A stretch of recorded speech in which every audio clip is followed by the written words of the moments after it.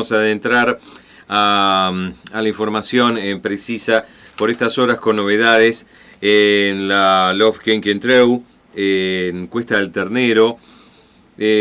Por un lado, con lo que tiene que ver con la finalización de los meses de un acuerdo que en un momento se alcanzó en una mesa de diálogo junto a la comunidad de Lof Kenkentreu, con Rolando Rocco, quien está reclamando ese territorio desde hace tiempo y que justamente el sitio allí en pugna.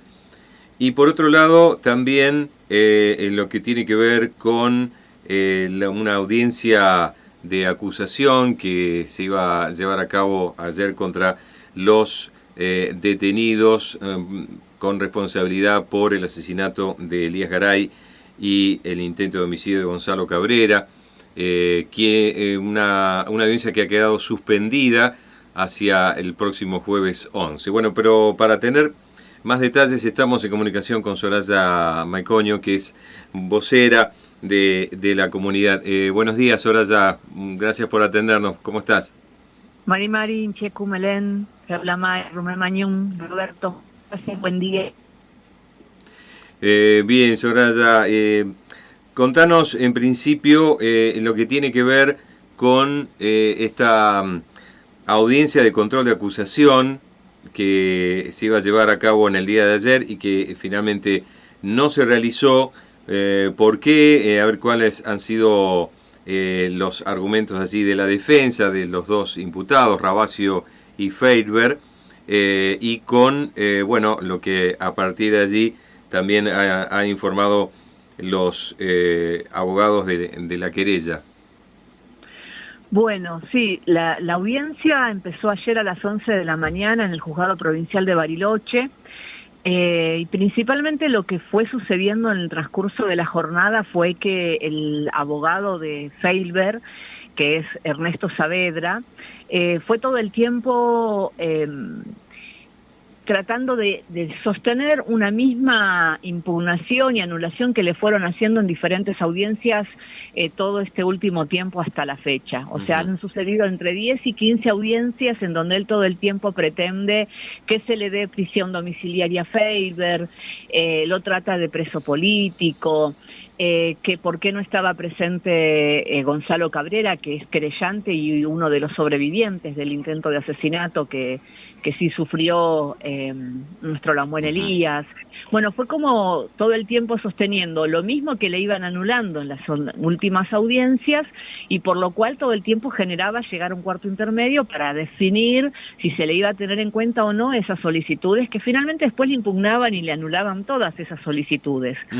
Pero lamentablemente el nivel de hipocresía, el nivel de maldad que tiene Ernesto Saavedra por encima del pueblo mapuche, generó situaciones muy complejas, porque bueno, él en un momento llegó a decir que Rabacio mató culpa de los mapuches porque ellos o sea, porque ellos estaban allí queriendo cazar y no esperaban encontrarse con gente y le dieron a gente en vez de una liebre. O sea, llegaron a decir cosas muy incoherentes, muy desubicadas, que prácticamente no daba crédito ni al juez ni a los fiscales.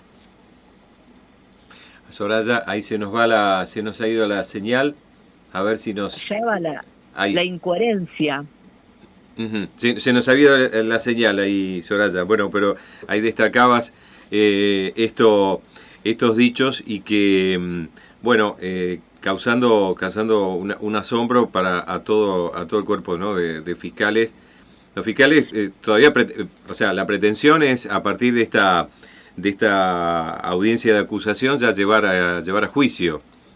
Él lo que quiere es que el Feidberg tenga prisión domiciliaria y que se haga juicio por jurado. Y lo que plantea la querella, la que plantean los representantes de Elías, del LOF y de Gonzalo Cabrera, es que lamentablemente no hay un trabajo previo hecho en la sociedad de Bariloche y en lo que sería el servicio jurídico, en los jueces fiscales, en todo el entramado jurídico legal, sobre algún tipo de entendimiento sobre el derecho indígena.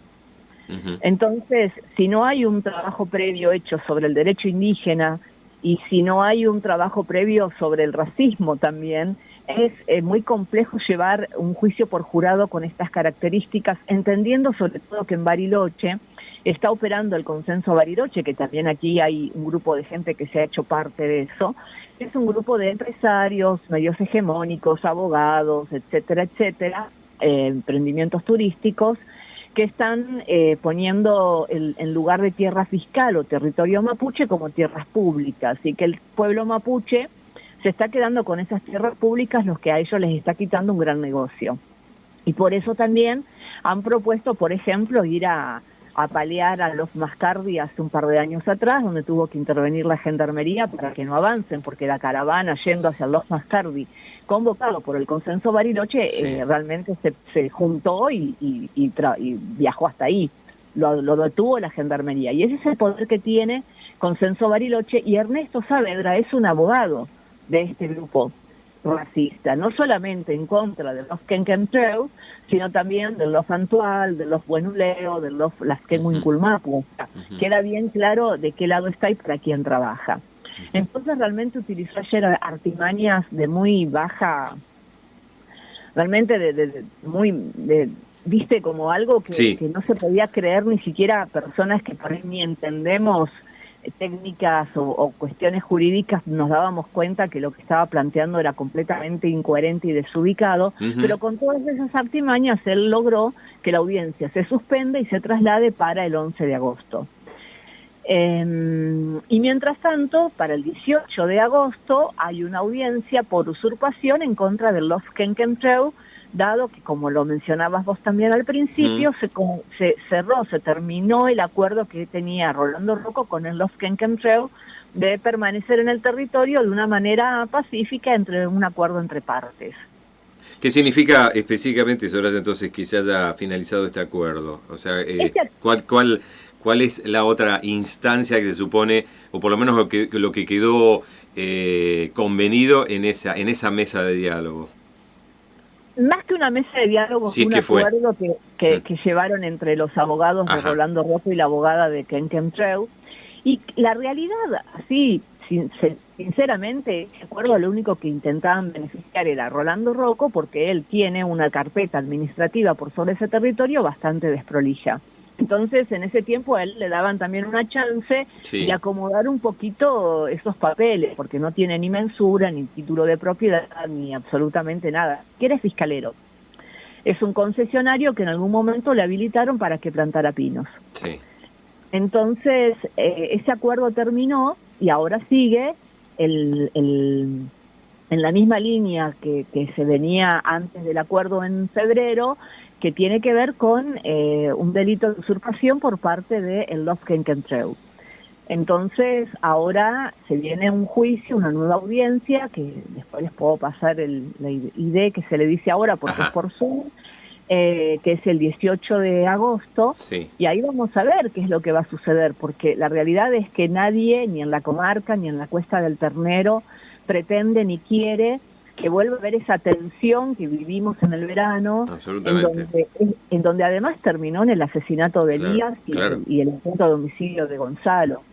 Entonces es importante trabajar sobre la cuestión mapuche, sobre la tierra fiscal, sobre el territorio mapuche, y entender que acá siempre se termina de alguna manera investigando al mapuche, pero nunca se investiga y se trabaja seriamente sobre quién es Rolando Rocco, Ernesto Saavedra, quiénes son los asesinos de Elías, que bueno, son promineros que prácticamente hacían notas pidiendo que la mina se instale en Esquel, por ejemplo. Entonces es importante trabajar sobre eso, ¿no? Sobre nuestra identidad, sobre nuestro fortalecimiento de la identidad para poder acompañar con una actitud seria, ¿no? Sabiendo bien por qué estamos acompañando un territorio y qué es lo que estamos defendiendo. Más en la Cuesta del Ternero, que tenemos un problema gravísimo con el agua y con los pinos que están generando una sequía y una serie de incendios bastante importantes, y que justamente los promotores son el Estado rionegrino, que habilita esta producción de pinos y que después trae graves consecuencias, pero que nadie después se hace cargo de eso, ¿no? Terminan culpando a uno que se le escapó el fuego, que sí, es un bajón que se le haya escapado el fuego, Sí, pero digamos sí. que esto viene por otras cuestiones, la sequía y la plantación de pino y todos los daños que genera. Y hoy por hoy, Soraya, habiendo finalizado este acuerdo con, digamos, entre la LOF y Rolando Rocco, ¿cómo en el territorio, digamos, quiénes pueden entrar, quiénes pueden transitar? ¿Hay se ha instalado retén policial o hay Bueno, algo de eso?